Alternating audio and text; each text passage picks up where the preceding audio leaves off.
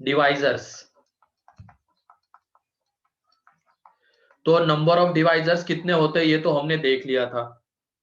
मतलब उसके पहले क्या करते थे हम, जो नंबर एन होता है उसको कैसे रिप्रेजेंट करते हैं, प्राइम फैक्टराइजेशन के फॉर्म में रिप्रेजेंट करते हैं। P1 की पावर अल्फा 1, P2 की पावर अल्फा 2, P3 की पावर अल्फा 3, ऐसे ही आगे, ऐसे हम इसको रिप्रेजेंट करते हैं। ठीक है। तो यहाँ पे जो नंबर ऑफ डिवाइजर्स आते थे, नंबर ऑफ डिवाइजर्स वो कितने थे, alpha 1 plus alpha 1, 1 plus 1, alpha 2 plus 1, alpha 3 plus 1, और ऐसे चलता जाएगा। ठीक, ये नंबर ऑफ डिवाइजर्स थे। और इसको कैसे रीड करना है वो भी मैंने बता दिया था। हमारे पास ये P1 एक ऑब्जेक्ट मान लेना, एक टाइप का ऑब्जेक्ट है। ऐसे कितने ऑब्जेक्ट्स है, अल्फा 1। P2 दूसरे टाइप का ऑब्जेक्ट है, ऐसे कितने ऑब्जेक्ट्स है हमारे पास, अल्फा 2। P3 तीसरे टाइप का ऑब्जेक्ट है, ऐसे कितने ऑब्जेक्ट्स है हमारे पास, अल्फा 3। ठीक है। तो उसमें से any number of object select करने के जो तरीके होंगे ये, वो हमें दे देंगे डिफरेंट डिवाइजर्स। तो इससे हमें मिलेगा टोटल नंबर ऑफ डिवाइजर्स कितने होंगे, उसका आंसर। कैसे रीड करना था उस वक्त मैंने बता दिया था, है ना, प्रॉपर तरीके से। एग्जाम्पल भी लिया था ये वाला, शायद 21600 लिया था क्या। हाँ सर। ठीक है, चलो आगे बढ़ते हैं अब इसी में।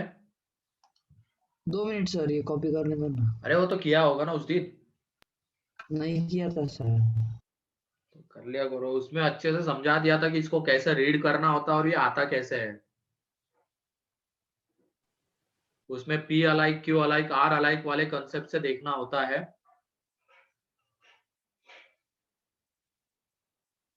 हो गया सर।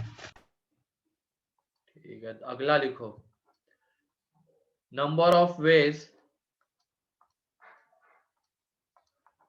सर क्वेश्चन है क्या? नहीं नहीं, यही लिखना है, पॉइंट लिखना है। दूसरा पॉइंट जैसे नंबर ऑफ डिवाइजर्स ये हो जाएगा। अब उसके बाद अगला आता है number of ways to represent, number of ways to represent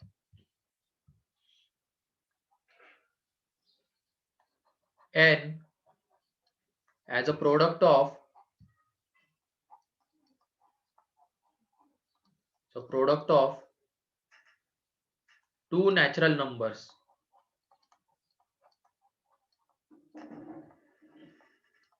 as a product of two natural numbers। तो उसमें दो possibility, if n is perfect square, if n is perfect square,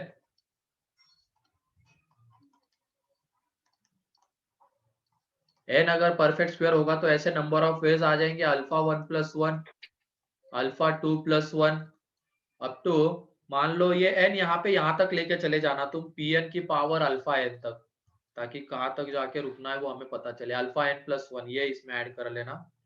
तो इसमें number of ways to represent n as a product of two natural numbers, अगर n perfect square है तो वो number of ways आ जाएंगे alpha n plus one upon two. बता देता हूँ विथ एग्जांपल, इसको देखेंगे हम। n अगर if n is not perfect square, n is not perfect square, तो वो हो जाएगा यहाँ पे alpha 1 plus 1, alpha 2 plus 1, alpha n plus 1 upon 2। तो ये नंबर ऑफ वेज होंगे इसको दो नेचुरल नंबर के प्रोडक्ट के फॉर्म में रिप्रेजेंट करने के, n को। अगर परफेक्ट स्क्वायर है तो टोटल नंबर ऑफ डिवाइजर्स, ये टोटल नंबर ऑफ डिवाइजर्स ही है ना, total number of divisors plus 1 upon 2। And अगर n परफेक्ट स्क्वायर नहीं है तो total number of divisors upon 2।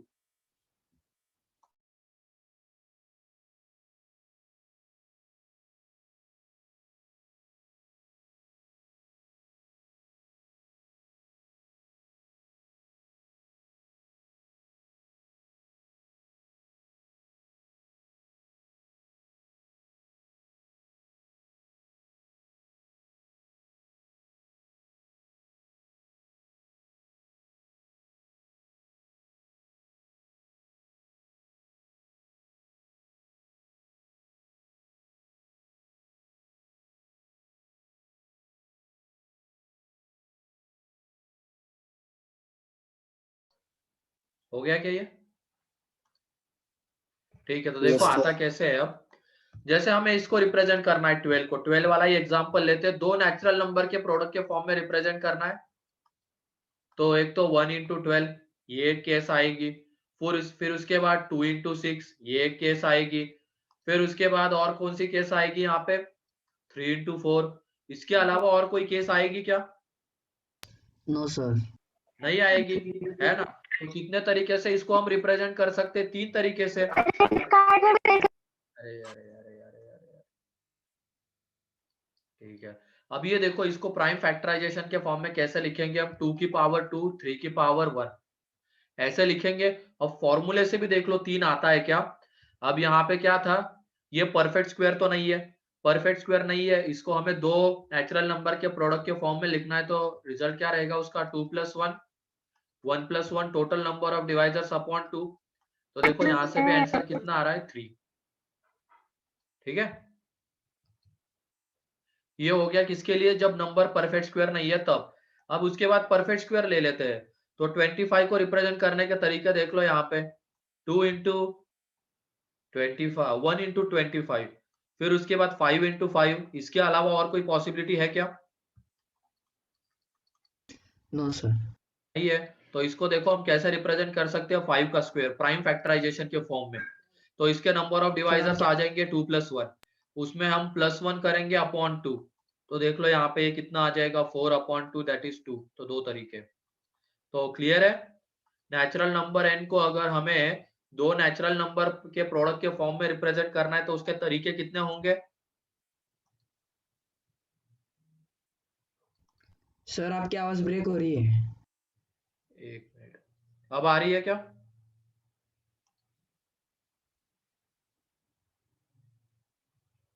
Yes, sir. हाँ, तो ये दो तरीके होते हैं। अगर n परफेक्ट स्क्वायर है और इसको हमें दो नेचुरल नंबर के प्रोडक्ट के फॉर्म में लिखना है तो नंबर ऑफ वेज इतने, n अगर परफेक्ट स्क्वायर नहीं है तो इतने। हाँ, तो n तो परफेक्ट स्क्वायर ही है ना हितेश, मैं कहाँ बोल रहा हूँ नहीं है। तो दो अलग अलग केसेस, ये परफेक्ट स्क्वायर नहीं और ये परफेक्ट स्क्वायर। तो परफेक्ट स्क्वायर है तो देखो ये काउंटिंग करके ये दो आ गए, लेकिन अगर मेथड से जाना है तरी वो फॉर्मूले से, तो वहां से भी दो आ जाते हैं। अगर परफेक्ट स्क्वायर नहीं था, काउंटिंग करके किया तो 3 तरीके, फॉर्मूले से गए वहां से भी 3 आ गए। ठीक है,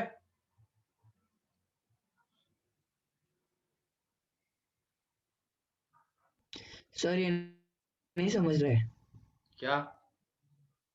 वो आपने 2+1+1 क्यों लिया? अरे बेटा ये क्या है यहाँ पे, ये क्या लिखा है? ये P1 की पावर अल्फा 1, P2 की पावर अल्फा 2, ये अगर नेचुरल नंबर होता है तो इसके नंबर ऑफ डिवाइजर्स इतने आते हैं। ठीक है, कैसे आते हैं? ये P1, P2, P3, Pn यहाँ पे प्राइम नंबर्स रहेंगे। प्राइम फैक्टराइजेशन उस वक्त बता दिया था क्या होता है। ठीक है, और अगर n परफेक्ट स्क्वायर होता है, मतलब इसको रिलेट करो तुम, ये जो था ना 12, ये 2 की पावर 3 एंड 3 की पावर 1, ये जो आ रहा है ना उसको इसके साथ रिलेट करो। ये P1 की पावर अल्फा 1, P2 की पावर अल्फा 2, यहाँ पे P1 2 हो गया, P2 3 हो गया, ये नेचुरल नंबर n 12 हो गया। इसको अब हमें कैसे रिप्रेजेंट करना है? दो नेचुरल नंबर के प्रोडक्ट के फॉर्म में। तो तरीके क्या थे? ये परफेक्ट स्क्वायर नहीं है तो alpha 1 plus 1, alpha 2 plus 1 upon 2। तो यहाँ पे अल्फा 1 कितना है? 2 है, एंड अल्फा 2 कितना है? 1 है। तो यहाँ से वो कितने आ जाएंगे? 3, और काउंटिंग करके भी कितने आ गए? 3। ठीक है, समझ गया सर। मतलब पावर होती क्या अल्फा 1 अल्फा 2? पावर्स होती क्या? तो ये यहाँ पे क्या लिखा है? मैंने क्या मल्टीप्लीकेशन में लिखा है क्या? समझ गया। ठीक है, तो ये हो गया दो नेचुरल नंबर के प्रोडक्ट के फॉर्म में रिप्रेजेंट करना। फिर उसके बाद अगला लिखो तुम अब,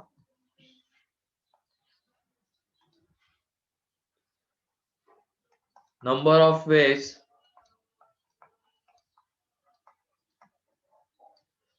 of ways to represent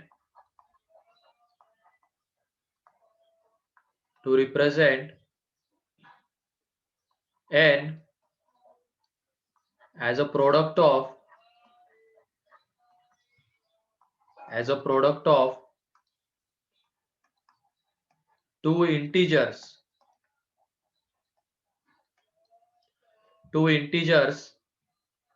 a and b, two integers a and b, दो इंटीजर a एंड b के प्रोडक्ट के फॉर्म में रिप्रेजेंट करना है। यहाँ पे वो दो इंटीजर स्पेसिफाई करके दिए गए, एक इंटीजर a होगा और दूसरा इंटीजर b होगा। एक तरीके से इसमें इतना आ जाएगा, ये जैसे देखो, अगर n परफेक्ट स्क्वायर है, if n is perfect square,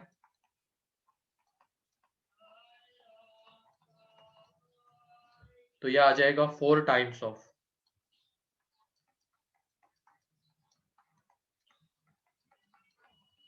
alpha n plus one upon 2। and if n is not perfect square, बताता हूँ reason, if n is not perfect square,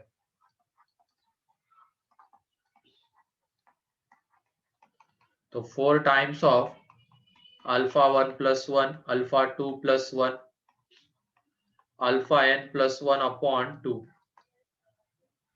तो मतलब हमने जो अभी इसके पहले वाला पॉइंट देखा था, दो नेचुरल नंबर के प्रोडक्ट के फॉर्म में लिखना, उसका क्या कर देना है, उतने तरीके का 4 टाइम्स कर देना है। तो वो हमें क्या दे देगा, as a product of two integers a and b, number of ways दे देगा।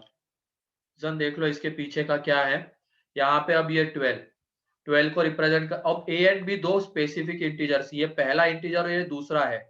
अभी तक हमने इसके पहले वाले पॉइंट में क्या बोला था, जो 12 वाला एग्जांपल था, मेरे ख्याल से वो समझ में आ गया था तुम लोगों को। यहाँ पे अब 12 वाला एग्जांपल अगेन, तो 1 इंटू 12 ये एक तरीका होगा ए एंड बी के प्रोडक्ट के फॉर्म में लिखने का, एंड 12 इंटू 1 ये दूसरा तरीका होगा, क्योंकि यहाँ पे अब a 1 हो रहा था, b 12 हो रहा था, अगले वाले में a 12 है और b 1 है, तो दोनों तरीके अलग अलग है, ध्यान रखना। अगर यहाँ पे a एंड b दो नेचुरल नंबर वहां पे स्पेसिफाई करके गिवन है, या तो उस केस में 1 इंटू 12 एंड 12 इंटू 1 ये दो अलग अलग केसेस रहेंगे। एंड सिर्फ बोला जाएगा दो नेचुरल नंबर, तो उस केस में 1 इंटू 12 लिखो या 12 इंटू 1 लिखो, वो एक ही तरीका रहेगा, ठीक है।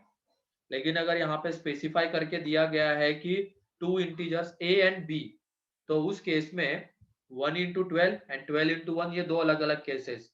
फिर उसके बाद a एंड b इंटीजर है, दोनों का प्रोडक्ट कितना आना चाहिए, 12 आना चाहिए, तो ये भी तो एक पॉसिबिलिटी हो सकती थी,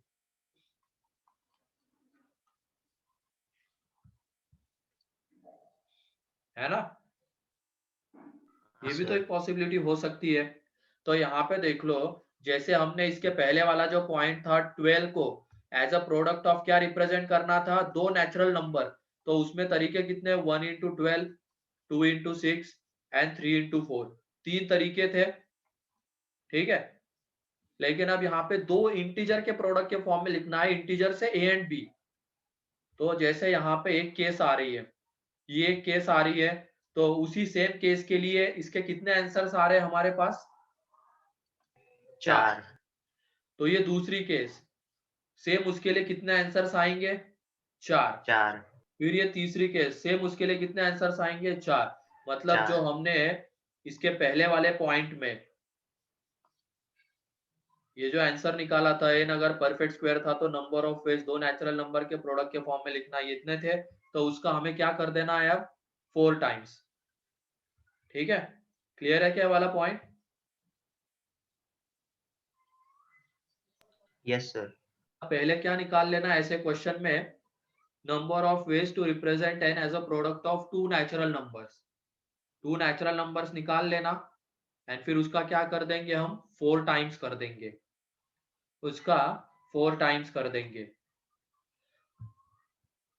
अगर यहाँ पे और एक चीज बताता हूँ, इसमें वेरिएशन क्या हो सकता है, यहाँ पे अगर ये गिवन नहीं रहता, a एंड b स्पेसिफाई करके गिवन नहीं रहता, सिर्फ यहाँ पे बोला जाता number of ways to represent n as a product of two integers, तो उस केस में क्या आ जाता बताओ, उस केस में इंटू 2 आता सिर्फ, क्योंकि उस केस में ये a एंड b स्पेसिफाई करके देने की जरूरत नहीं, तो 1 इंटू 12 एंड 12 इंटू 1 वो एक ही केस रहती, तो ये हट जाती और ये वाली हट जाती, तो ये दो ही पॉसिबिलिटीज आती है। अगर इंटीजर, दो इंटीजर के प्रोडक्ट के फॉर्म में लिखना है तो फिर उस केस में इसको हम किससे मल्टीप्लाई करते हैं? 2 से। यहाँ पे 4 की जगह पे क्या आ जाता? 2 आ जाता। लेकिन यहाँ पे 2 इंटीजर्स a एंड b है, ठीक है। तो ये ए बी 1 इंटू 12, 12 इंटू 1 दो अलग अलग, फिर -1 इंटू 12 एंड -12 इंटू -1 ये अलग। मतलब जब दो नेचुरल नंबर के प्रोडक्ट के फॉर्म में हम लिख रहे थे तो एक केस ये आ रही थी, एक ये और एक ये। तो सेम अगर इंटीजर के फॉर्म में लिखना है हमें ए एंड बी, तो उसमें एक केस के करस्पॉन्डिंग हमें 4 केसेस मिल रहे हैं। सेम इसके करस्पॉन्डिंग 4 मिलेंगे, इसके करस्पॉन्डिंग 4 मिलेंगे, ठीक है।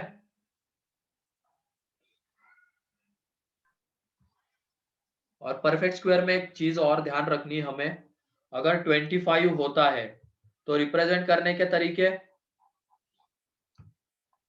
1 इंटू 25, 25 इंटू 1, फिर उसके बाद -25 इंटू -1, -1 इंटू -25। एक के करस्पॉन्डिंग तो 4 आ गए, लेकिन इसमें एक चीज और ध्यान रखनी थी, वहां पे उस फॉर्मूले में एक चेंज करना है। अगर वो सिर्फ हम 5 लिख रहे हैं 5, तो उसके करस्पॉन्डिंग -5 -5, तो टोटल केसेस कितने आ रहे हैं यहाँ पे? 6। और उस फॉर्मूले से अगर हम निकालते तो वो आ जाते 8। तो उसमें बाद में -2 करना मत भूलना, -2, इस पूरे में -2 करना है। क्यों किया गया? क्लियर है क्या -2? क्योंकि जब वो दोनों नंबर सेम हो जाएंगे ए एंड बी, उस केस में हमें यही दो पॉसिबिलिटीज मिल रही है, 5 इंटू 5 एंड -5 इंटू -5। जैसे 25 को दो नेचुरल नंबर के प्रोडक्ट के फॉर्म में लिखना था, तो एक केस ये आ रही थी 1 इंटू 25 एंड दूसरी केस आ रही थी 5 इंटू 5। लेकिन अगर दो इंटीजर ए एंड बी के फॉर्म में लिखना है तो एक केस के करस्पॉन्डिंग हमें ये 4 केसेस मिल रहे हैं, लेकिन जब दोनों नंबर सेम हो जाएंगे उसके करस्पॉन्डिंग हमें बस 2 केसेस मिलेंगे, हमें बस 2 केसेस मिलेंगे। लेकिन जो हमने आंसर लिखा है उसमें हमने क्या मान के चला है कि हर एक केस के करस्पॉन्डिंग हमें 4 केसेस मिलेंगे, ये हम मान के चले थे। अच्छा, ऊपर वाले में माइनस करना, सॉरी, जब n परफेक्ट स्क्वायर है उसमें -2 करना है, ऊपर वाले में माइनस करो, ऊपर वाले में माइनस।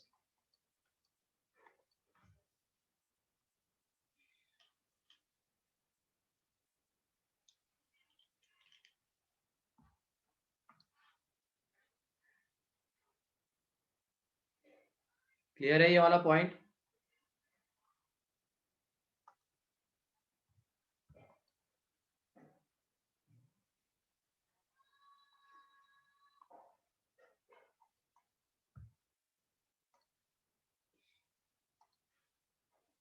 नेचुरल नंबर रहेगा तो अलग चीज, दो इंटीजर रहेंगे तो एक अलग चीज, दो इंटीजर वो भी स्पेसिफाई करके गिवन है ए एंड बी, वो एक अलग क्वेश्चन रहेगा। मतलब इसमें 3 तरीके के क्वेश्चन बन सकते हैं। तो क्लियर है अब कैसे करना इसको? नेचुरल नंबर का प्रोडक्ट तो वो अलग होगा, दो इंटीजर का प्रोडक्ट तो वो अलग होगा, एंड दो इंटीजर है दोनों के दोनों स्पेसिफाई करके गिवन है ए एंड बी, तो वो एक अलग चीज हो जाएगी। चलो अब अगला पॉइंट देखते हैं।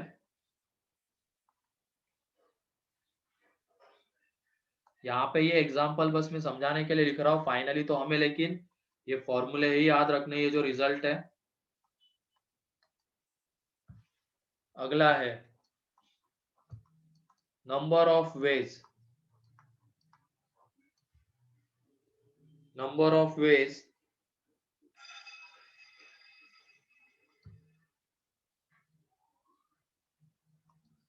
number of ways to represent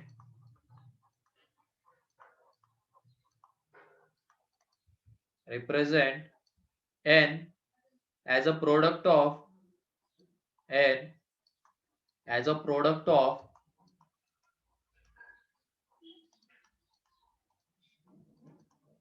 two natural numbers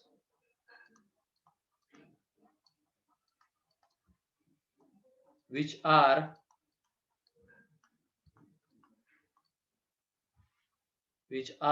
relatively prime,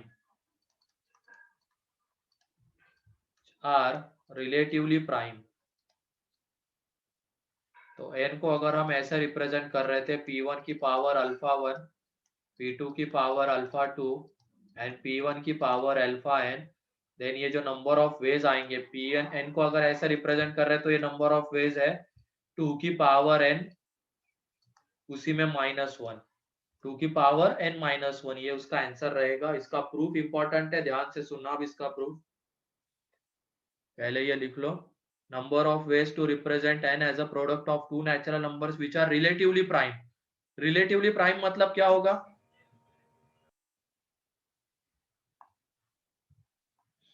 relatively prime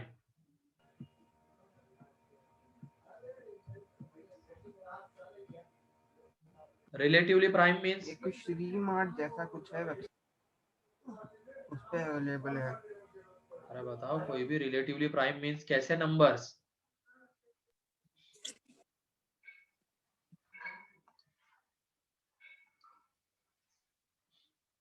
sir हाँ बोलो। 2 3, ऐसे कोई एग्जांपल मत दो, डेफिनेशन बताओ इसके। रिलेटिवली प्राइम मींस कैसे नंबर्स? सर HCF 1 हो। HCF 1। Prime as well as composite. अरे दोनों का HCF 1 रहे, एज वेल एज कंपोजिट क्या? दोनों नंबर्स का HCF 1 होना चाहिए, ठीक है? दोनों नंबर्स का HCF 1 होना चाहिए, इनको कहते हैं रिलेटिव।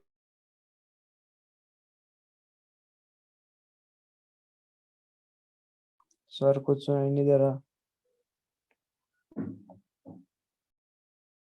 क्या हो गया? सर कुछ सुनाई नहीं दे रहा था पहले। रिलेटिवली प्राइम मींस दोनों का HCF 1 हो, ठीक है? अब इसमें देखो ये कैसे आता है 2 की पावर n -1, ध्यान से सुनना। अब इसको जैसे हमें इसको कैसे रिप्रेजेंट करना है, अब दो नेचुरल नंबर के प्रोडक्ट के फॉर्म में जिनका HCF क्या है, सेम है, जिनका HCF 1 है। तो ये केसेस हम देख रहे हैं, दो नेचुरल नंबर्स। पहले में देख लो हमने क्या किया, एक 1 ले लिया, एक 1 ले लिया, तो पूरा दूसरा नेचुरल नंबर क्या आ जाएगा, ये पूरा का पूरा ये आ जाएगा। मतलब ऐसे है ना, अगर 12 होता है तो एक 1 तो दूसरा 12, फिर उसके बाद ये 2 तो ये 6, ऐसे हम केसेस बना रहे हैं। अब यहाँ पे ये अगर 1 हो गया पहला natural number, first natural number, first number, second number, तो इसको अगर हमने 1 दे दिया, दोनों का प्रोडक्ट कैपिटल N आना चाहिए, तो ये सेकेंड नेचुरल नंबर ये पूरी की पूरी वैल्यू लेगा, है ना? तो ये केस हो जाएगी। तो इसमें बताओ दोनों नेचुरल नंबर का HCF कितना दिख रहा है?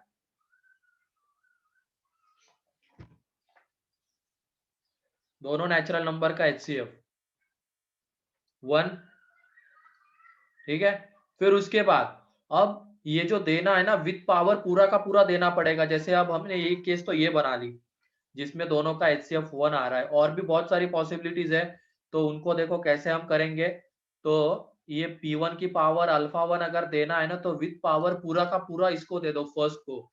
ऐसे उसको बांटो नहीं। जैसे मान लो अगर हम 12 है, इसी एग्जांपल को देख रहे हैं, 2 की पावर 2 एंड 3 की पावर 1, तो एक केस क्या बन जाती, रिलेटिवली प्राइम नेचुरल नंबर के प्रोडक्ट के फॉर्म में लिखना है, तो एक केस 12, तो दूसरा आ जाएगा 2 स्क्वायर 3 की पावर 1। फिर उसके बाद इसको ऐसे मत बांटो कि यहाँ पे 2 दे दिया एंड फिर 2 into 3 यहाँ पे रहेगा। इन दोनों का HCF कितना आएगा अगर हम ऐसा करेंगे, तो यहाँ पे 2 और यहाँ पे 2 into 3, यहाँ पे 2 और यहाँ पे 2 into 3 रखा, तो HCF तो 2 आएगा। लेकिन हमें तो HCF क्या चाहिए था, 1 चाहिए था। तो देना है तो विथ पावर पूरा दे दो, ये नहीं कि आधा आधा देना है। तो विथ पावर पूरा का पूरा दे दिया। अब इन दोनों का HCF भी देख लो कितना आता है, ये 2 स्क्वायर का एंड 3 का कितना आएगा बताओ? 1 1 आएगा। अगर मान लो फर्स्ट नेचुरल नंबर को हमें 3 देना है तो विथ पावर पूरा दे दो एंड 2 की पावर 2 यहाँ पे रखो। तो ये देख लो इन दोनों का HCF भी कितना आएगा, 1 आएगा। मीन्स मैं यहाँ पे ये कहना चाहता हूँ अगर देना है रिलेटिवली प्राइम में, ये ध्यान रखना कि दोनों का HCF 1 होना चाहिए। तो केसेस बनाते वक्त अगर P1 को हमें यहाँ पे देना है तो विथ पावर पूरा का पूरा दे दो। तो एक केस, दूसरी केस ये आ जाएगी P1 की पावर अल्फा 1, तो इधर बचा रहेगा P2 की पावर अल्फा 2, P3 की पावर अल्फा 3 एंड Pn की पावर अल्फा n। बचा हुआ पूरा इधर रहेगा क्योंकि दोनों का प्रोडक्ट n तो आना जरूरी है और साथ में दोनों का HCF होना भी, HCF 1 होना भी जरूरी है। तो इसका मतलब देना है तो इस प्राइम नंबर को विथ पावर पूरा इधर दे देंगे। ठीक है, ऐसे ही P1 की जगह पे P2 दे सकते हैं क्या विथ पावर पूरा? हाँ सर। P3 दे सकते हैं क्या विथ पावर पूरा? Yes sir. तो यहाँ पे देने के लिए हमारे पास ऐसी कितनी चीजें हैं फर्स्ट नेचुरल नंबर को देने के लिए? n चीजें हैं। तो ऐसे कितने केसेस बनेंगे? n+1। n केसेस बनेंगे ना। हम क्या कर रहे हैं, हमारे पास ये जो n प्राइम नंबर्स है, n प्राइम नंबर्स है, उनमें से किसी एक को विथ पावर पूरा का पूरा दे देना है। तो इसको देने का तरीके कितना है? n तरीके हैं। इसको हम ऐसे भी देख सकते हैं NC1 तरीके से, ऐसे भी तो रीड कर सकते हैं ना। हमारे पास n ऑब्जेक्ट थे, ये डिफरेंट ऑब्जेक्ट विथ पावर पूरा, मतलब इसको अब एक ऑब्जेक्ट मानेंगे हम, पूरे को पावर के साथ इसको पकड़ना, इसको एक ऑब्जेक्ट मानेंगे। ऐसे हमारे पास n ऑब्जेक्ट्स है, उसमें से एक ऑब्जेक्ट हमें यहाँ पे देना है। तो उसको देने के तरीके कितने हैं? NC1। यहाँ पे कुछ भी नहीं दिया है हमने, तो मतलब देने के तरीके कितने थे? NC0। फिर उसके बाद अब दो दो भी दे सकते हैं हम, तो विथ पावर पूरा का पूरा देना है। जैसे ये P1 की पावर अल्फा 1 एंड P2 की पावर अल्फा 2। ठीक, बाकी बचा हुआ पूरा का पूरा इधर रहेगा। तो ऐसे कितने केसेस आएंगे बताओ दो दो देने के विथ पावर? NC2 तरीके है ना। ये तो एक पॉसिबिलिटी लिख रहा हूं मैं उसमें से। ऐसे ही P1 P2 की जगह पे P1 P3 हो सकता है, P1 P4 हो सकता है। तो NC2 में वो सारे केसेस इंक्लूडेड रहेंगे अब। ठीक, अब विथ पावर 3 भी दे सकते हैं हम, P1 P2 NC3। P3। तो उसके तरीके कितने रहेंगे? NC3। तो ऐसे ही अगर हम चलते जाएंगे आगे तो फाइनली हमें क्या मिलेगा? NCn-1। NCn अरे NCn पूरा का पूरा हमने इधर दे दिया और इधर फिर क्या बचा रहा? 1। ये रहेंगे ना, पहले हमने कुछ भी नहीं दिया। हमारे पास ये n ऑब्जेक्ट्स है, विद पावर पूरे को एक ऑब्जेक्ट मानेंगे। ठीक है, तो n में से यहाँ पे कुछ भी नहीं दिया तो NC0, ये एक तरीका हो गया। ठीक है, फिर उसके बाद विद पावर पूरा दे दिया एक को, मतलब एक ऑब्जेक्ट इधर दे दिया उन n में से, तो वो कितने तरीके होंगे? ऐसे NC1, ऐसे NC2। तो finally total number of ways कितने आ जाएंगे? NC0 plus NC1 plus NC2 up to NCn। ठीक है, लेकिन ये बताओ ये first case and last case क्या दोनों सेम है क्या? First and last yes sir. Same है ना, क्योंकि यहाँ पे 1 इंटू ये लिखो या दिस इंटू 1 लिखो, एक ही बात है। क्योंकि हमने बस यहाँ पे क्या बोला है, दो नेचुरल नंबर के प्रोडक्ट के फॉर्म में लिखना है, तो 1 इंटू ये लिखो या दिस इंटू 1 लिखो, एक ही बात है। मतलब ये फर्स्ट एंड लास्ट केस क्या है? सेम है। ऐसे ही ये second and second last case क्या रहेंगे? सेम आ जाएंगे। तो इसका मतलब हमने एक केस को दो दो बार काउंट किया, उसकी वजह से डिवाइडेड बाय 2 भी हमें करना पड़ेगा। तो यहाँ पे देख लो अब ये कितना आ जाएगा, 2 की पावर n, ऊपर वाले का सम डिवाइडेड बाय 2, तो ये 2 की पावर n-1। इस तरीके से हम इसको दो नेचुरल नंबर के प्रोडक्ट के फॉर्म में रिप्रेजेंट कर सकते हैं, जिनका HCF कितना रहेगा? 1 रहेगा। और यहाँ पे ये n क्या है? प्राइम फैक्टराइजेशन में कितने प्राइम नंबर्स आएंगे? प्राइम फैक्टराइजेशन ये था n का, उसमें कितने प्राइम नंबर्स आ रहे थे? तो n प्राइम नंबर्स आ रहे थे, तो वो n यहाँ पे है। ठीक है,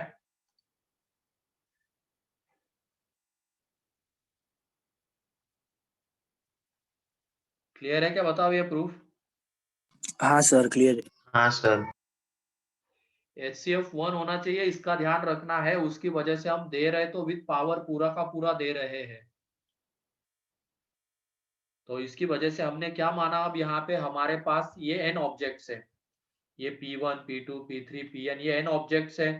तो इनको बांटने के तरीके ही क्या होंगे, हमें दे देंगे दो नेचुरल नंबर के प्रोडक्ट के फॉर्म में लिखना, इसके वेज।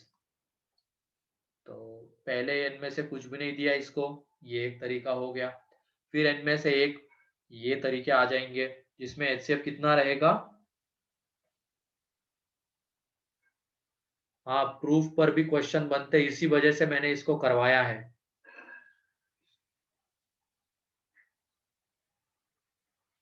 तो लिखो ये प्रूफ।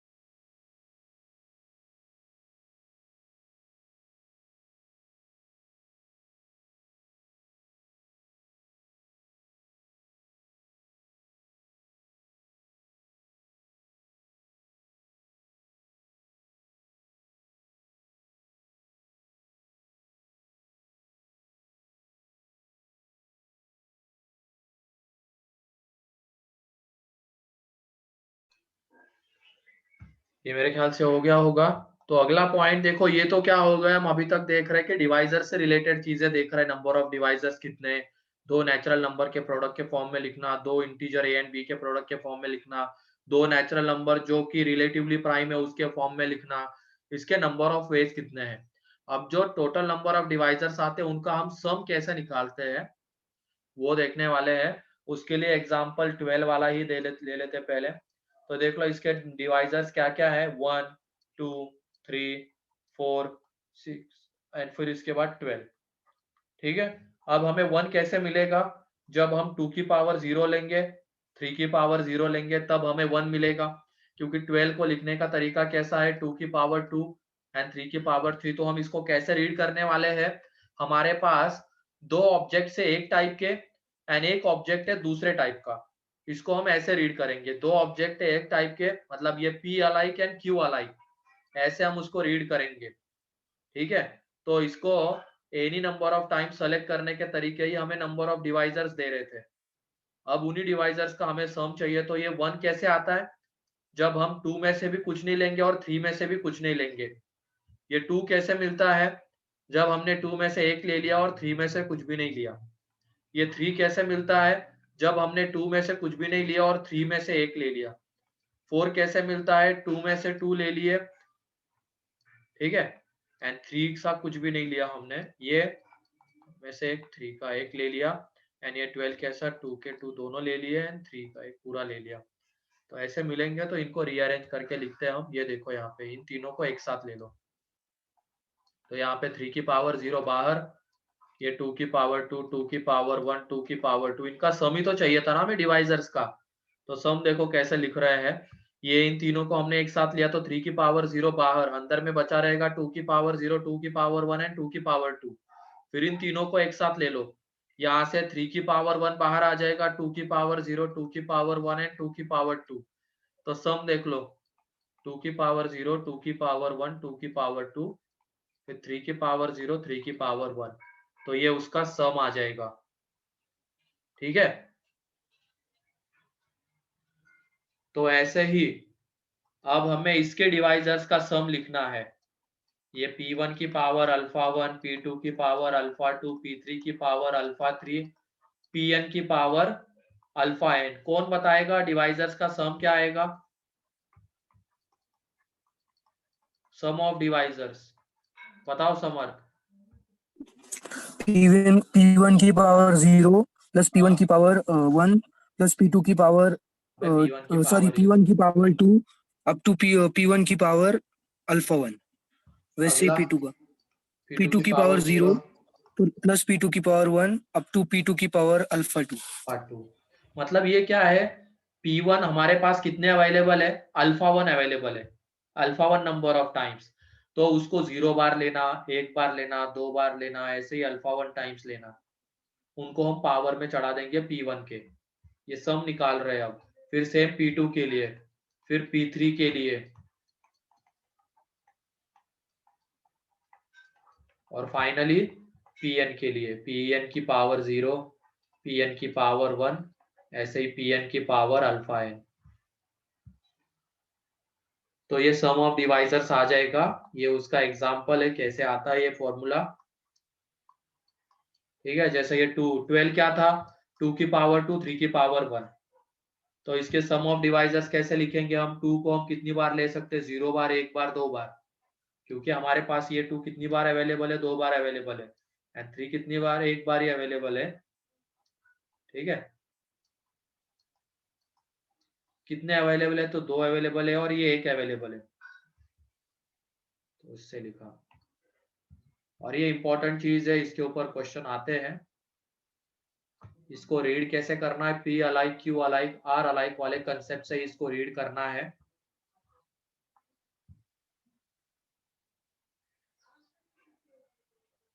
सर 1 मिनट, वो पेज लो ना, कौन सा, वो पीछे।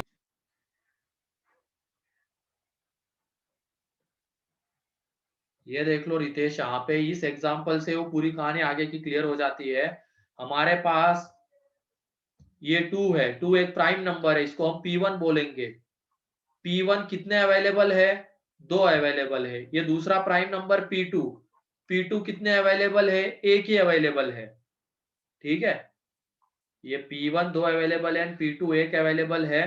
तो इसको सेलेक्ट करने के number of veg, any number of times, वो हमें दे देते हैं डिवाइजर्स, नंबर ऑफ डिवाइजर्स। तो देख लो, P1 हमारे पास 2 अवेलेबल है, P2 हमारे पास 1 अवेलेबल है, तो इनको any number of time select करने के तरीके कितने हो जाएंगे, 2 + 1। ये P1 को any number of time select करने के तरीके हैं, P2 को any number of time select करने के तरीके 1 + 1। तो यहाँ से हमें क्या मिलेगा, नंबर ऑफ डिवाइजर्स।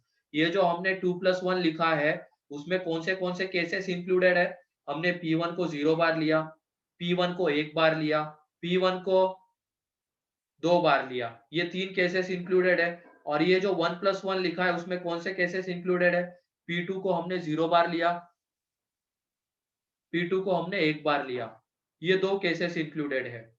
ठीक है, तो ये नंबर ऑफ वेज हमें क्या दे देंगे, नंबर ऑफ डिवाइजर्स दे देंगे। ठीक, लेकिन अब हमें उनका क्या चाहिए, सम। तो देख लो, हम P1 को कितनी बार सेलेक्ट कर सकते थे, 0 बार, 1 बार या 2 बार। तो वो सारी पॉसिबिलिटीज अब क्या करेंगे, हम 2 की पावर में चढ़ा देंगे। जो P1 है ना, P1 ही तो हमारा 2 है, तो 2 की पावर में 0। फिर उसके बाद अगर 2 को हम 1 बार ले रहे तो 2 की पावर में 1, 2 को अगर 2 बार ले रहे तो 2 की पावर में 2।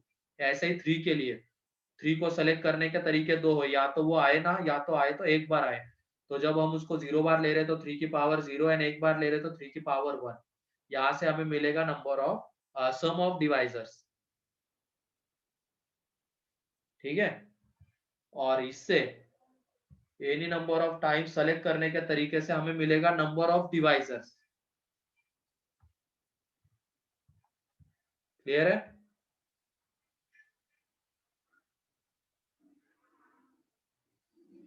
तो सेम चीज यहाँ पे हमारे पास P1 कितने अवेलेबल है, अल्फा 1, P2 कितने अवेलेबल है, अल्फा 2, P3 कितने अवेलेबल है, अल्फा 3, एंड Pn कितने अवेलेबल है, अल्फा n। ठीक है, तो इनको any number of time select करने के जो तरीके हैं, जो P1 हमारे पास अल्फा 1 अवेलेबल है, इसको select, any number of time select करने के तरीके अल्फा 1 + 1। ऐसे ही P2 को सेलेक्ट करने के तरीके अल्फा 2 + 1। ठीक,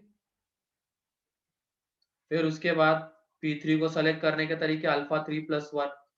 ऐसे ही Pn को सेलेक्ट करने के तरीके alpha n + 1। Any number of time select करने के तरीके, इन सबका प्रोडक्ट हमें क्या दे देगा, इस नेचुरल नंबर n के डिवाइजर्स दे देगा।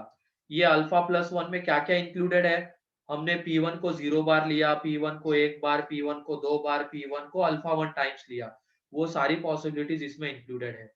फिर इसमें कौन सी इंक्लूडेड है, P1 को हमने 0 बार लिया, P1 को 1 बार, 2 बार, 3 बार, ये सारी पॉसिबिलिटीज इसमें इंक्लूडेड है। ठीक, तो सम ऑफ डिवाइजर्स के वक्त क्या कर देना है, उन सारी पावर्स को उन प्राइम नंबर के पावर में चढ़ा देना है। तो जैसे P1 की पावर 0, P1 की पावर 1, P1 की पावर 2, ऐसे ही P1 की पावर अल्फा 1, सेम P2 के लिए, P3 के लिए, Pn के लिए। ठीक है,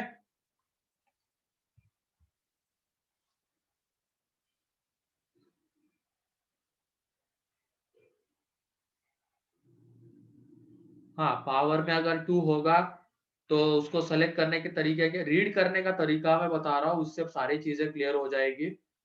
जैसे पावर में अगर 2 है तो हम वहां पे मानेंगे वो जो प्राइम नंबर P है हमारे पास कितनी बार अवेलेबल है, दो अवेलेबल है, उसको हम 0 बार ले सकते हैं, 1 बार ले सकते हैं, या तो 2 बार ले सकते हैं।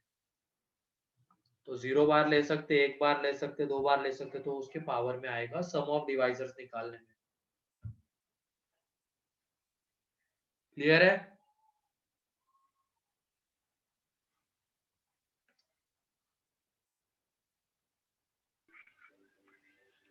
अब इससे क्या हो जाएगा कि रेस्ट्रिक्शन भी अगर डाल दिए जाएंगे कि P1 एटलीस्ट एक बार आना चाहिए, P1 अगर एटलीस्ट एक बार आना चाहिए, तो इस फॉर्मूले में क्या चेंज रहेगा बताओ? इस फॉर्मूले में क्या चेंज रहेगा अगर P1 एटलीस्ट एक बार आना चाहिए तो?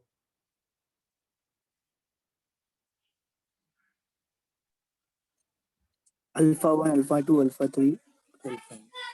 क्या -1 क्या? P1 कहा मैंने, P1 एटलीस्ट एक बार आना चाहिए। तो सिर्फ अल्फा 1 इंटू अल्फा 2। अरे बेवकूफो, मैंने क्या बताया, ये तरीके हैं। P1 को 0 बार सेलेक्ट करना, P1 को 1 बार सेलेक्ट करना, P1 को 2 बार सेलेक्ट करना, एंड P1 को अल्फा 1 टाइम सेलेक्ट करना। तो उनको हमने पावर में चढ़ा दिया और उनका एडिशन सम ऑफ डिवाइजर्स में हम ऐसे करेंगे। और P1 अगर बोला जाएगा कि हमें एटलीस्ट एक बार चाहिए, तो क्या चेंज होंगे? P1 रेस टू 0 नहीं, P1 की पावर 0 नहीं आएगा, है ना, P1 की पावर 1 से शुरुआत होगी। फिर ऐसे ही बोला जाएगा P1 हमें एटलीस्ट 2 बार चाहिए, P1 रेस तो टू 0 P1 की एंड पावर 1 P1 है। रेस टू 1 नहीं। ये दोनों हट जाएंगे, है ना। फिर ऐसे अगर मैं बोलूंगा P1 हमें एटमोस्ट 4 टाइम्स चाहिए, एटमोस्ट 4 टाइम्स, क्या चेंजेस रहेंगे? P1 की पावर 4 P1 तक रेस टू सारे 0 आएंगे, प्लस बाकी के कोई P1 नहीं। Raise to 1 plus P1 raise to 2 plus P1 raise to 3 plus P1। है ना, P1 की पावर 0 1 2 3 4, बस यहां तक हम जाएंगे, पूरा अल्फा 1 तक नहीं जाएंगे अब। ठीक है, तो क्लियर है अब इसमें वेरिएशंस कैसे कैसे हो सकते हैं?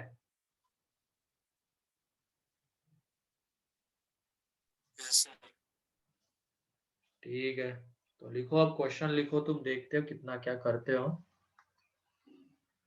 n इज इक्वल टू है 21600, देन फाइंड फर्स्ट पार्ट में नंबर ऑफ डिवाइजर्स, लिखते जाओ बस अब।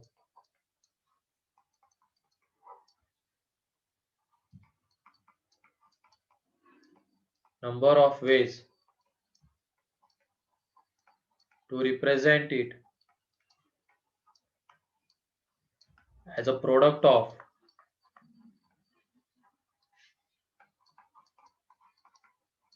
two natural numbers.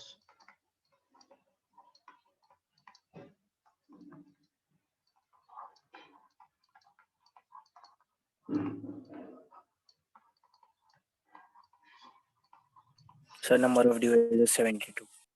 हाँ करो करो, जल्दी करो।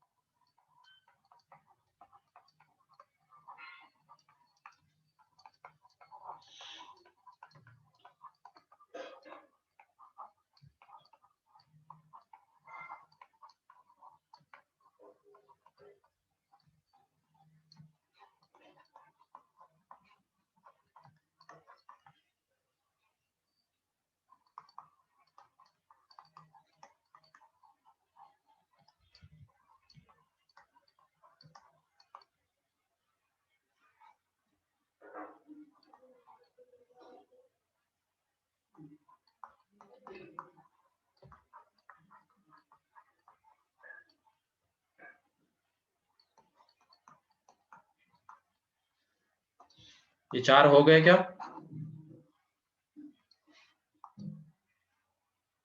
Yes sir. ठीक है, अगला fifth,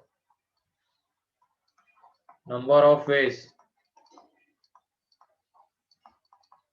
to represent n as a product of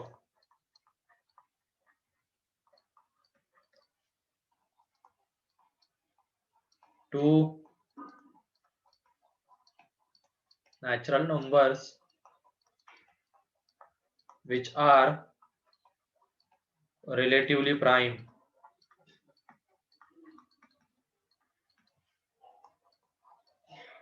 Sixth, यहां तक तो पूरा सेम है। अगले में सिक्स में, number of ways to represent n as a product of two natural number whose HCF is 3.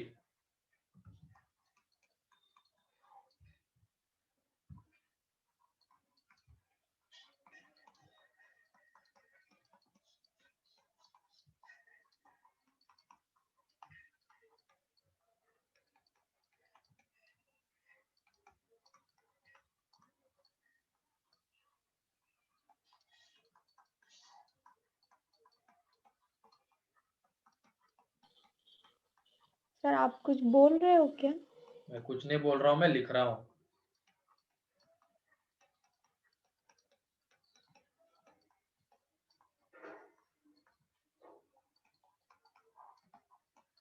Sir बहुत लैग हो रहा है सर। लिखते जाओ, नहीं हो सर, जाएगा वो नॉर्मल। नहीं हो रहा सर।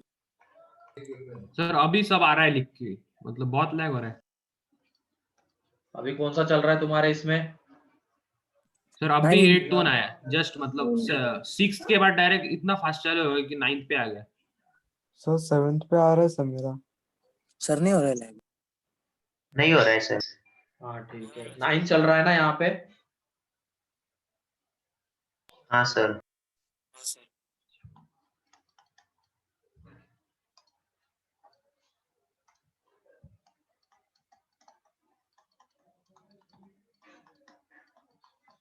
एक ही क्वेश्चन में इसकी पूरी कहानी खत्म हो जाएगी इस टॉपिक की।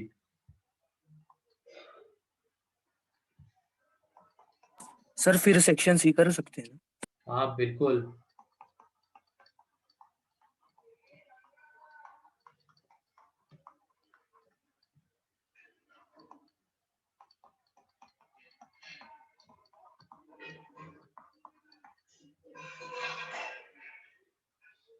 दस हो गए, जल्दी लिखो इसको।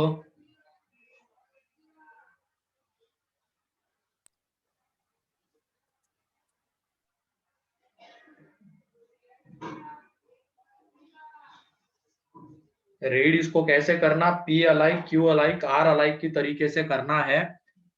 ठीक है, 4 से डिविजिबल बोला गया है तो हमें वो ऑब्जेक्ट एटलीस्ट 2 बार चाहिए होगा, इस तरीके से करना। ये हो गए क्या 10? नहीं सर। लिखो लिखो, जल्दी लिखो। सर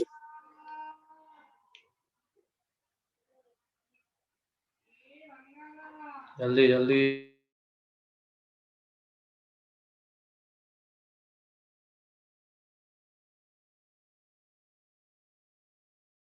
हो गए।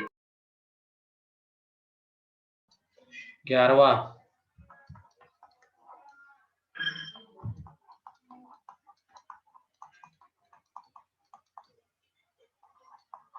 Number of divisors divisible by 4 and 15.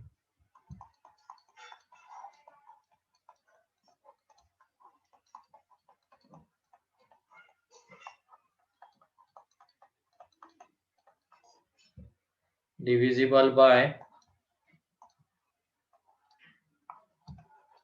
4 but not by 16. Number of divisors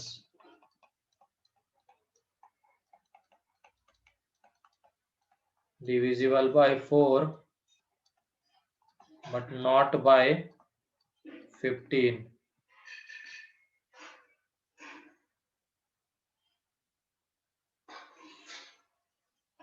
हाँ बोलो प्रीति, क्या कहना है?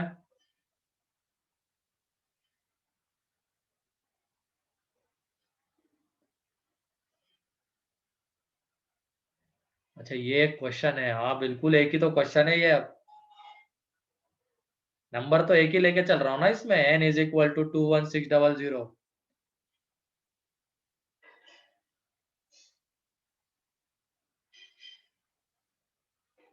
जंबो क्वेश्चन बोलेंगे इसको।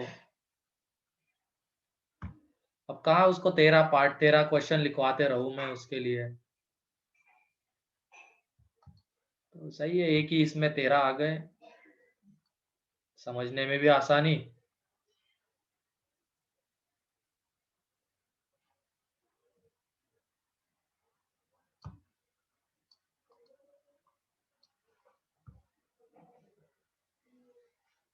तो ये देख लो, फिर से एक बार दिखा रहा हूँ सारे पार्ट्स। ये पहला नंबर ऑफ डिवाइजर्स कितने हैं, फिर दूसरा, तीसरा, चौथा। ये हो गया कि किसी का बाकी है क्या लिखना? सर एक मिनट।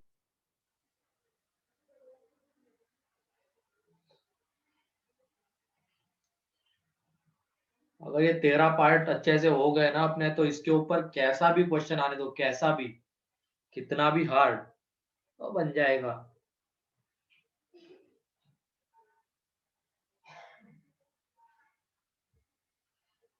हो गया? हाँ सर। फिर ये किसी का बाकी है क्या?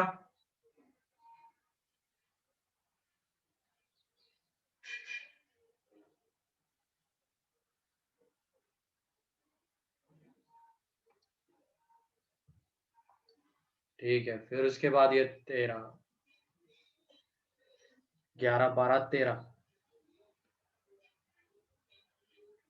ठीक है, तो पहले का आंसर बताओ जल्दी से अब। 72। 72।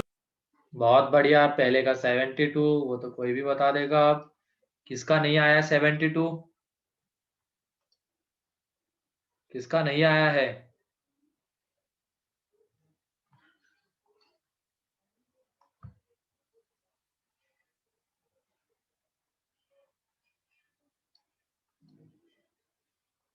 चलो, क्योंकि उसको हम कैसे रिप्रेजेंट कर सकते हैं, 2 की पावर 5, फिर उसके बाद 3 की पावर 3 एंड 5 की पावर 2, ऐसे रिप्रेजेंट कर सकते हैं। तो नंबर ऑफ डिवाइजर्स, अब इसको ऐसे रीड करना, ये P1 की पावर 5, P2 की पावर 3 एंड P3 की पावर 2, ऐसे इसको रीड करना। अब हमारे पास देखो P1 कितने अवेलेबल है, 5 अवेलेबल है। P2 कितने अवेलेबल है, 3 अवेलेबल है। एंड P3 कितने अवेलेबल है, 2 अवेलेबल है। P1 ऑब्जेक्ट 5 अवेलेबल है, P2 ऑब्जेक्ट 3 अवेलेबल है, एंड P3 ऑब्जेक्ट 2 अवेलेबल है। मतलब इसमें कैसे है ये, 5 identical of one type, 3 of second type and 2 of third type. तो उसमें से any number of object select करने के तरीके कितने, 5 + 1, फिर उसके बाद 3 + 1 एंड 2 + 1, है ना। यहाँ पे 5 एक टाइप के, 3 दूसरे टाइप के, 2 तीसरे टाइप के ऑब्जेक्ट है। उसमें से any number of object select करने के तरीके 5 + 1, 3 + 1, 2 + 1, ये हमें क्या दे देगा, number of divisors.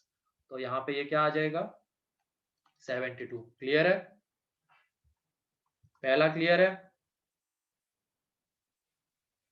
Yes sir. दूसरे का आंसर क्या आ रहा है? 36। 36, क्योंकि दूसरे में क्या हो जाएगा, ये परफेक्ट स्क्वायर है क्या? नहीं। परफेक्ट स्क्वायर यहाँ से भी पता चलता है। देखो, अगर यहाँ पे हर एक प्राइम नंबर की पावर में इवन इंटीजर आ रहा है, हर एक प्राइम नंबर की पावर में अगर इवन इंटीजर आ रहा है तो वो परफेक्ट स्क्वायर होगा। लेकिन यहाँ पे एक में इवन आ रहा है, बाकी दो में ऑड है, तो ये परफेक्ट स्क्वायर नहीं है। तो ये नंबर परफेक्ट स्क्वायर नहीं है।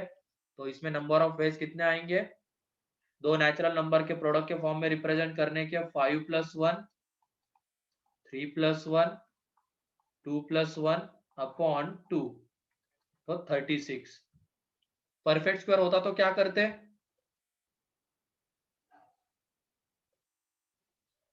+1/2 करके। +1 और टोटल में डिवाइडेड बाय 2 करते हैं, ठीक है। तो ये हो गया। थर्ड का आंसर बताओ 72। कैसे, कोई एक्सप्लेन कर पाएगा? फॉर्मूला क्या फॉर्मूला है, बताओ तो सही, उसमें क्या है? सर हाँ, सर वो डबल 36 को 2 से मल्टीप्लाई कर 2 से मल्टीप्लाई क्यों करेंगे? जैसे नेचुरल नंबर का हम प्रोडक्ट देख रहे थे, तो ये एक केस है, मान लो नेचुरल नंबर की ये केस आ रही है। सेम अगर इंटीजर की हम बात करेंगे तो इंटीजर के केस में एक के करस्पॉन्डिंग हमें दो केसेस मिलेंगे, -1 और ये दो केसेस मिलेंगे। इसका मतलब ये जो हमने आंसर निकाला है सेकंड में, उसका हमें क्या करना पड़ेगा? थर्ड में डबल ये भी लिख लेना, नेचुरल नंबर के प्रोडक्ट के केस में जो एक केस आ रही है, उसके करस्पॉन्डिंग हमें इंटीजर के प्रोडक्ट में कितने केसेस मिल रहे हैं? दो केसेस मिल रहे हैं। तो इसकी वजह से वो आंसर क्या रहेगा यहाँ पे? 2 into 36 दैट इज 72। क्लियर है? क्लियर है क्या, बताओ?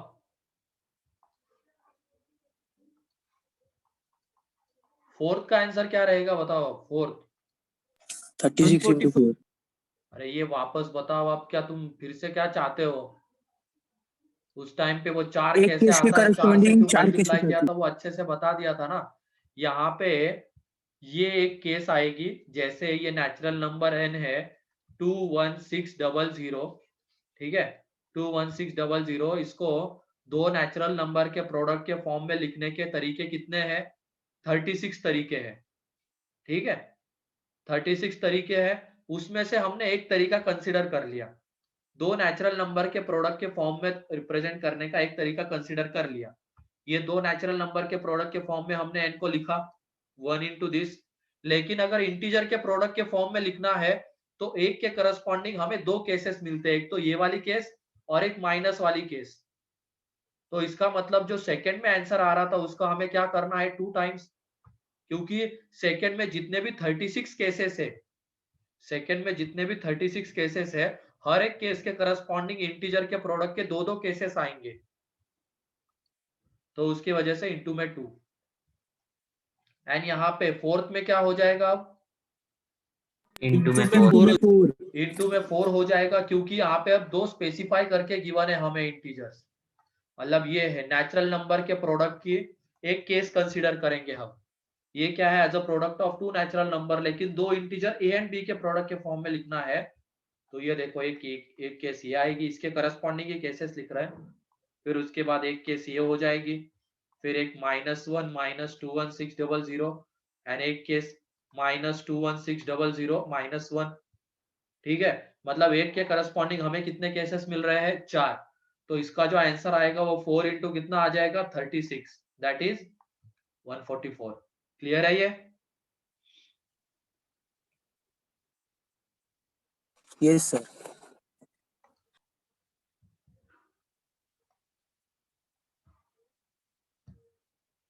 एक के करस्पॉन्डिंग में लिखवा रहा हूं, क्योंकि नेचुरल नंबर के प्रोडक्ट के कितने केसेस आते हैं as a product of two natural number? 36। तो किसी एक केस को उठाओ, उसके करस्पॉन्डिंग देख लो कितने केसेस आते हैं इंटीजर के प्रोडक्ट के, दो इंटीजर ए एंड बी के प्रोडक्ट के, तो फिर उस 36 को उतने से मल्टीप्लाई कर दो।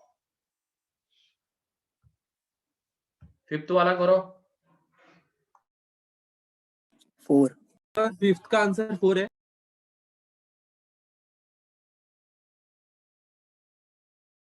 हाँ सही है, क्योंकि उसमें फॉर्मूला क्या है? ये n इज इक्वल टू क्या था हमारा? 2 की पावर 5, 3 की पावर 3 एंड 5 की पावर 2। ये कितने प्राइम नंबर्स है? 3। प्राइम तो वो आ जाएगा 2 की पावर में 3 - 1 दैट इज 2 की पावर में 2 4, ठीक है।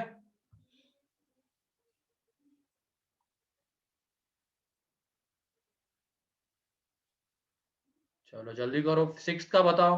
6 HCF3। अब इसमें वो प्रूफ काम आएगा, जब हमने HCF1 निकालने वाला प्रूफ देखा था ना, वो काम में आएगा। HCF3 चाहिए तो थोड़ा सा ध्यान से करो इसको।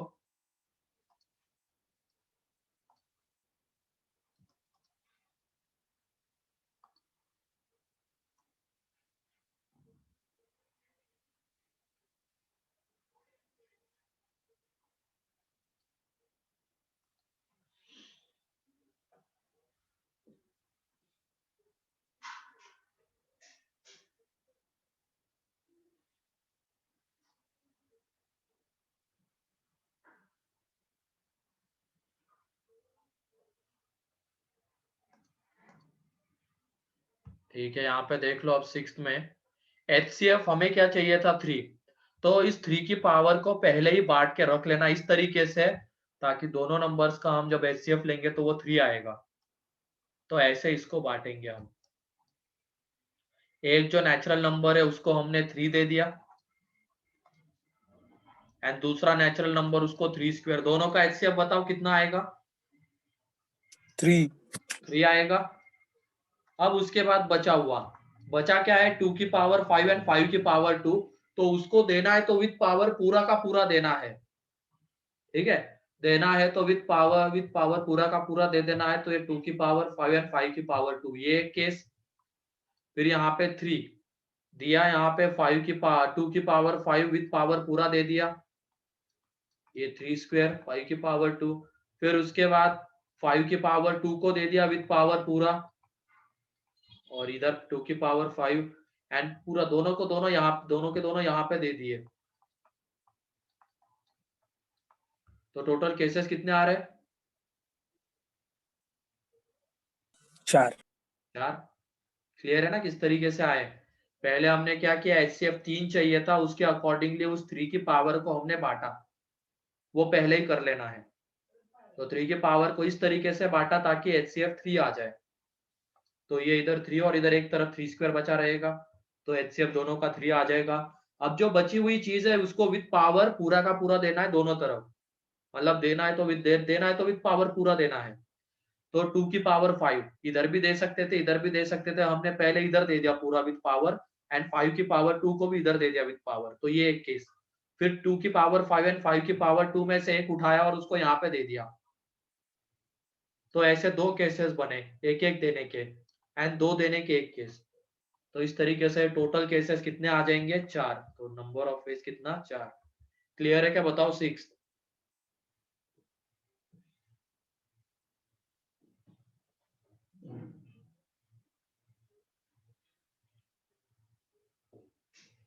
इसके अलावा और कोई केस पॉसिबल नहीं हो सकती है जिसमें हम इसको 2 नेचुरल नंबर के प्रोडक्ट के फॉर्म में लिख सके एंड उनका HCF 3 आए। यही 4 है वो। क्लियर?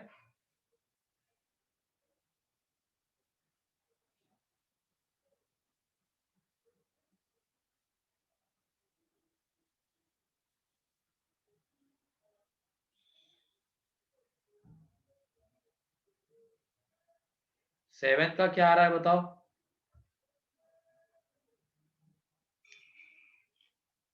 सेवेंथ का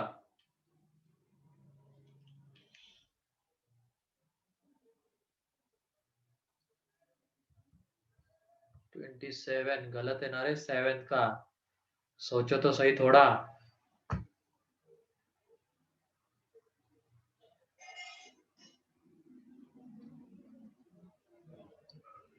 कैसे रीड करना है वही नहीं तुम कर रहे हो ढंग से।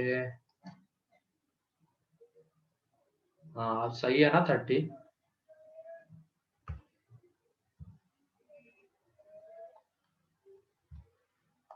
यहाँ पे अगला 7 n इज इक्वल टू है 2 की पावर 5, 3 की पावर 3 एंड 5 की पावर 2। तो इवन डिवाइजर्स हमें चाहिए। इवन डिवाइजर्स मतलब 2 कितनी बार आना चाहिए? 2 कितनी बार आना चाहिए? एक बार। एटलीस्ट एक बार तो आना चाहिए। 2 एटलीस्ट एक बार तो आना चाहिए। तो इसकी वजह से यहाँ पे देखो ये 5, क्योंकि हमारे पास 2 कितने अवेलेबल है? 5 अवेलेबल है। ये जो 2 है प्राइम नंबर 2 कितने अवेलेबल है? 5 अवेलेबल है। वो एटलीस्ट एक बार आना चाहिए। तो उसको सेलेक्ट करने के तरीके कितने होंगे? 5। एंड फिर 3 हमारे पास कितने अवेलेबल है? 3 अवेलेबल है। 5 कितने अवेलेबल है? 2 अवेलेबल है। ठीक है, ये 5 प्राइम नंबर 2 अवेलेबल है, 3 प्राइम नंबर 3 अवेलेबल है, 2 कितने अवेलेबल है? 5।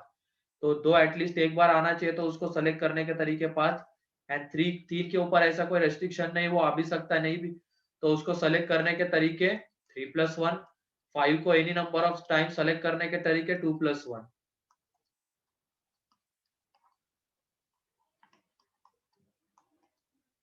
तो यहाँ पे ये 60 आता है, सॉरी 60 आता है, 30 नहीं 60।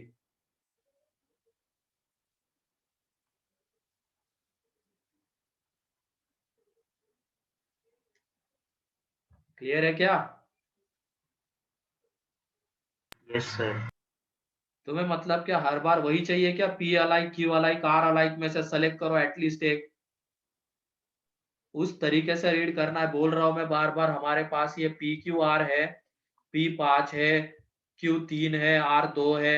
अब हमें पी एटलीस्ट एक बार आना चाहिए, पी हमें एटलीस्ट एक बार मिलना चाहिए। तो तरीके हमने देखे है ना, तो उसमें बस वैल्यू पुट कर देनी है, 5, 3+1 एंड 2+1। अब डिवाइडेड बाय 2 क्यों होगा? हम थोड़ी ना, इसमें तो हमें डिवाइजर्स पूछे गए हैं, हमें अब उसको दो नेचुरल नंबर के प्रोडक्ट के फॉर्म में नहीं लिखना है।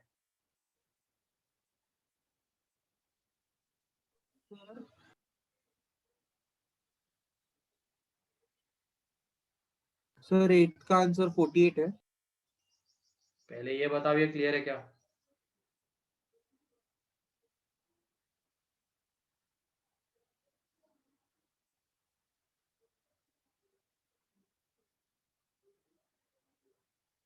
जब तक तुम उसको p alike, q alike, r alike के साथ रिलेट नहीं करोगे तब तक ये टॉपिक तुम्हें नहीं आएगा।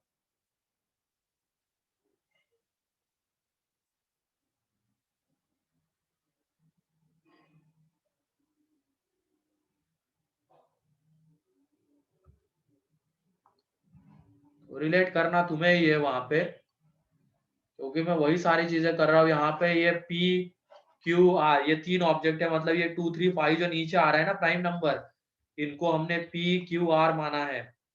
तो वो पी अलाइक कितने हमारे पास, 5 3 2 ऐसे अवेलेबल है, तो उसमें से पी एटलीस्ट एक बार आना चाहिए। तो p number of ways, q any number of times आना चाहिए, Q+1, r any number of times R+1 से करना है। 8 का आंसर, 8 में अब हमें बोला गया है, कहा है 8 में बोला गया है डिवाइजर डिविजिबल बाय 4, मतलब 2 जो है वो एटलीस्ट दो बार आना चाहिए। 2 जो है वो एटलीस्ट दो बार आना चाहिए, तो उसका आंसर आएगा 5-1 and 3 any number of times आए, तो उसको सेलेक्ट करने के तरीके 3+1, 5 को सेलेक्ट करने के तरीके 2+1। तो ये 4 × 4 × 3, तो ये 48। हाँ सही है, 48 है 8 का।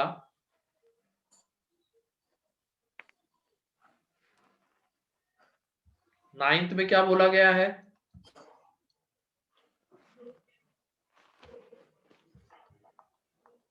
नाइन्थ में है number of divisors not divisible by 4, मतलब 2 कितनी बार आएगा?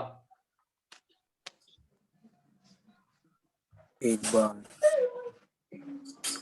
नॉट डिविजिबल बाय 4, कितने रनर? दो बार आएगा सर। नॉट डिविजिबल बाय 4 मतलब 2 को हम एटमोस्ट कितनी बार सेलेक्ट कर सकते हैं? एक बार। एक बार, एटमोस्ट एक बार सेलेक्ट कर सकते हैं। सर वो केसेस 2 आएगी ना पर? केसेस 2 आएगी ना, तो मैं ये बोल रहा हूँ ना, सर 2 को 0 बार लिया जाए या 2 को एक बार लिया जाए, यही दो पॉसिबिलिटी है। तो 2 को सेलेक्ट करने के तरीके दो, फिर 3 के लिए 3+1 एंड 5 के लिए 2+1, तो टोटल नंबर ऑफ वेज आ जाएंगे यहाँ पे ये 24। ठीक है,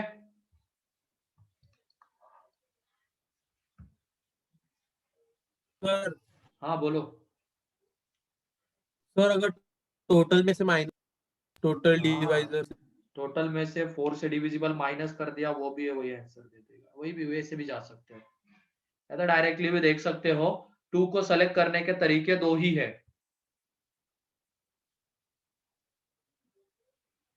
2 को सेलेक्ट करने के तरीके दो ही है, या तो वो 0 बार आए या एक बार आए, तो ये दो तरीके हैं। क्योंकि 2 बार लेने पे क्या हो जाएगा, 2 को वो 4 बन जाएगा, मतलब वो 4 से डिविजिबल आएगा, वो हमें नहीं चाहिए। तो 2 को सेलेक्ट करने के तरीके दो। यहाँ पे जो हमने ये 5+1 लिखा था ना, कहा गया वो 5 + 1 नंबर ऑफ डिवाइजर्स में, ये 5 + 1, ये 2 को सेलेक्ट करने के तरीके थे। 2 को 0 बार लिया गया है, 2 को 1 बार, 2 को 2 बार, 2 को 3 बार, 2 को 4 बार एंड 2 को 5 बार लिया गया। वो सारे तरीके हैं ये 6 + 1, 1 2 3 4 5 6 तरीके। अब हमें अगर 2 से डिविजिबल चाहिए तो ये तो नहीं आना चाहिए, 2 एटलीस्ट एक बार आना चाहिए, तो तरीके कितने? 5। अगर 4 से डिविजिबल चाहिए तो 2 एटलीस्ट 2 बार आना चाहिए, तो तरीके कितने? 4। ठीक है। फिर अगर नॉट डिविजिबल बाय 4 है तो या तो वो 2 को हम 0 बार सेलेक्ट करें या 2 को एक बार सेलेक्ट करें, यही दो पॉसिबिलिटी है। तो उसकी वजह से यहाँ पे क्या आ जाएगा? 2 into 3 any number of time select करने के तरीके 3 + 1, 5 को any number of time select करने के तरीके 2 + 1, तो ये 24 आंसर। 10 का आंसर, 10 में क्या बोला गया है? Number of divisor divisible by divisible by 15, इसका मतलब 5 कितनी बार आना चाहिए? At least one time, at least 1 times. And 3 कितनी बार आना चाहिए? वो भी एटलीस्ट वन टाइम। वो एटलीस्ट 1 टाइम्स आना चाहिए। तो 2 के बारे में तो कुछ भी नहीं मेंशन किया गया, मतलब 2 एनी नंबर ऑफ टाइम्स आ सकता है। 3 को एटलीस्ट एक बार आना चाहिए एंड 5 को एटलीस्ट एक बार आना चाहिए। तो ये 6 × 3 × 2, तो ये हो जाएगा यहाँ पे 36। तो 10 का आंसर 36। ठीक है।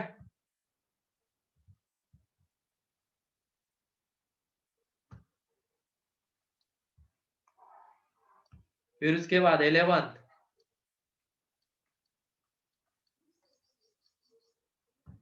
में divisible है by 4 and divisible by 4 and divisible by 15। तो 2 कितनी बार आना चाहिए? At least to time. At least 2 times. At least 2 times आना चाहिए, तो 5 - 1। फिर उसके बाद 3 एटलीस्ट एक बार आना चाहिए, तो 3 एंड 5 एटलीस्ट एक बार आना चाहिए, तो 2। तो यहाँ पे ये हो जाएगा 4 × 3 × 2, तो ये आ जाएगा 24। तो 11th का आंसर 24 आ गया। ठीक है। फिर 12th का आंसर बताओ।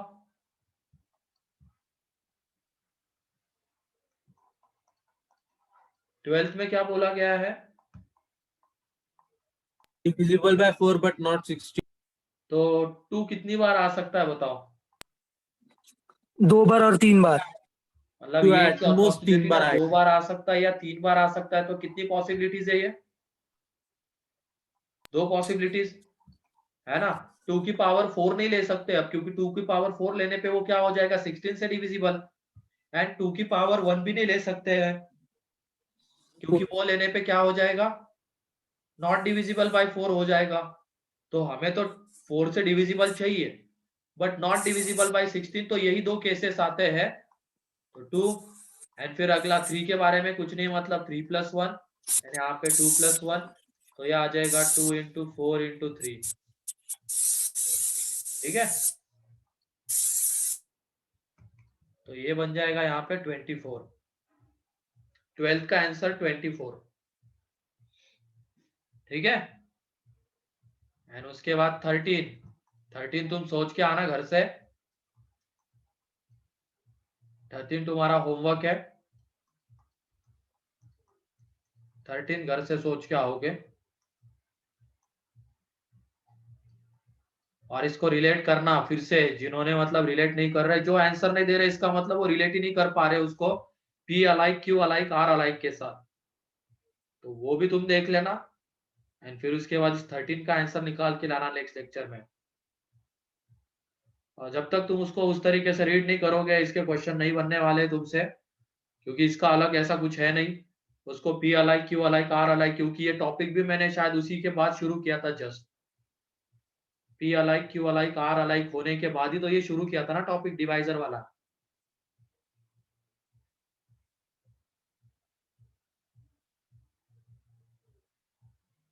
तो रिलेट करो यहाँ पे इस क्वेश्चन में। P अलाइक मतलब क्या है? ये 2 है। Q अलाइक मतलब क्या है? ये 3 ऑब्जेक्ट है एक तीसरे टाइप का। तो P अलाइक हमारे पास कितने अवेलेबल है? 5। Q अलाइक कितने अवेलेबल है? 3। एंड R अलाइक कितने अवेलेबल है? 2। फिर उसमें जो जो रेस्ट्रिक्शन है लैंग्वेज में वो करते जाओ। ठीक है, चलो आज के लिए इतना ही है। बाकी अब तुम पूरा सेक्शन सी कर सकते हो, तुम्हारा होमवर्क है सेक्शन सी, ये पूरा करके आ जाना नेक्स्ट लेक्चर में, सेक्शन सी। पर कल ना सर केवीपीआई हाँ। की एग्जाम में ना हाँ क्या केवीपीआई की एग्जाम थी ना सर, तो मैथ्स में ना